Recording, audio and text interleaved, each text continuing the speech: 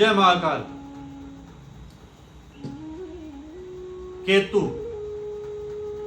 आज हम बात करेंगे केतु ग्रह की। वैदिक ज्योतिष में केतु ग्रह बहुत ही महत्व रखता है। केतु की को ज्योतिष में राहु की तरह ही छाया ग्रह माना गया है।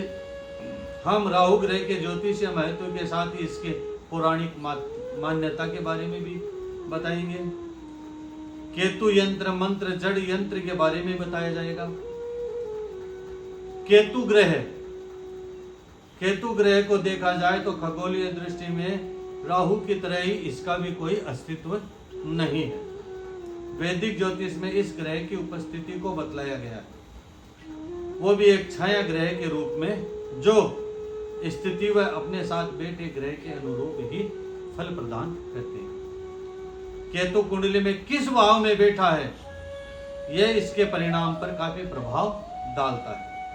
कुछ भाव ऐसे भी हैं जिनमें केतु का होना शुभ परिणाम तो कुछ में नकारात्मक परिणाम देता है, इसलिए ज्योतिष में इसका महत्व और भी बढ़ जाता है। वैदिक ज्योतिष में केतु ग्रह का महत्व, केतु ग्रह को वैदिक ज्योतिष में एक अशुभ ग्रह माना जाता है, लेकिन ऐसा नहीं है कि केतु हमेशा जातक को बुरे ही फल देता है। ज्योतिष के माने तो केतु ग्रह से जातक को शुभ फल भी प्राप्त होते हैं। वैदिक ज्योतिष में केतु को आध्यात्म, वैराग्य, मोक्ष तथा तांत्रिक विद्या का कारक भी माना गया है। ज्योतिष में केतु को किसी भी राशि का स्वामित्व प्राप्त नहीं है। कुछ का मानना है कि धनु केतु की उच्च राशि है, जबकि मिथुन में यह नीच राशि का होता है।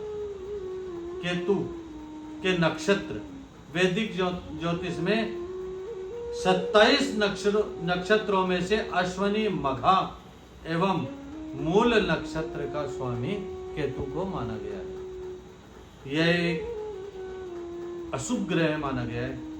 वैदिक शास्त्रों के अनुसार केतु ग्रह सौर भानु राक्षस के का धड़ है, जबकि इसके सिर के भाग को राहु कहते हैं। ज्योतिष की माने तो राहु और केतु दोनों किसी जातक की जन्म कुंडली में काल सर्प दोष का निर्माण करने के कारक भी होते हैं। तो वही दिशाओं में केतु का प्रभाव वायव्य कोण में माना गया है। केतु का मानव जीवन में प्रभाव, सबसे पहले बात करते हैं शरीर संरचना का गुण, अवगुण। जातक में केतु अग्नि तत्व का प्रतिनिधित्व करते हैं।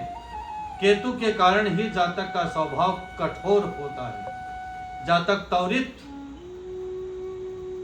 आक्रोशित हो जाता है। ज्योतिष शास्त्र में केतु ग्रह का कोई निश्चित राशि नहीं बताई गई है, इसलिए केतु जिस भी राशि में विराजमान होता है वह उसी के अनुसार जातक को परिणाम प्रदान करता है। इसलिए ज्योतिष के मुताबिक जातक की कुंडली में केतु का प्रथम भाव अथवा लगन में विराजमान व उसका परिणाम उस स्थिति राशि प्रभावित करती है। हालांकि कुछ ज्योतिषियों का मानना है कि लगन का केतु जातक को स्वभाव में साधु बना देता है, वह आध्यात्म की ओर ले जाता है। जातक सांसारिक सुखों से दूर हो जाता है। राहु ग्रह का प्रबल होना, यदि किसी जातक की कुंडली में केतु तीसरे, पांचवें, छठवें, 9वें एवं 10वें भाव में विराजमान हो तो जातक को इसके शुभ परिणाम प्राप्त होते हैं। अगर जातक की कुंडली में केतु ग्रह के साथ युति बनाता है तो जातक इसके प्रभाव से राजा के समान जीवन यापन करने में सक्षम बनता है। यदि यही युति मंगल के साथ केतु की हो तो जातक को यह साहस प्रदान करती है।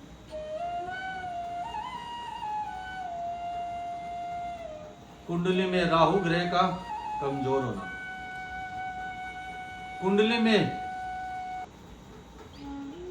केतु के कमजोर होने पर जातक को कई प्रकार की समस्याओं का सामना करना पड़ता है।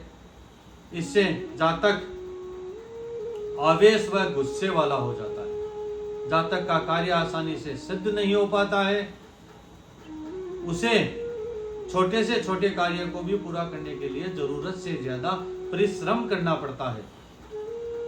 जातक के सामने अचानक से कोई न कोई बाधा आ जाती है। कुंडली में राहु केतु की स्थिति काल सर्प दोष निर्माण करती है, जो वैदिक ज्योतिष में घातक दोष माना गया है।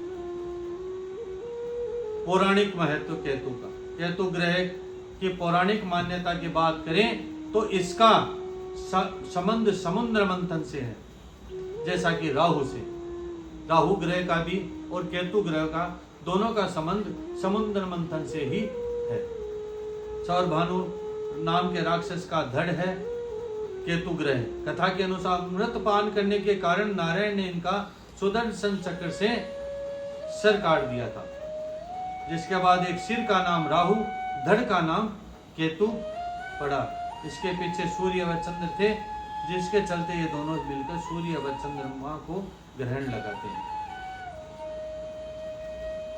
यंत्र इनका केतु यंत्र है। मंत्र इनका ओम त्रां त्रीं त्रौं सह केतवे नमः। जड़ी अश्वगंधा की जो जड़ होती है वो इनका जड़ी। रत्न इसका लहसुनिया होता है। रंग इनका भूरा होता है। उपाय, केतु के अशुभ प्रभाव से बचने के लिए जातक को केतु ग्रह की शांति के उपाय करने चाहिए। इसके अलावा जातक यंत्र व मंत्र का भी उपयोग कर सकता है। जय महाकाल, जय श्री राम।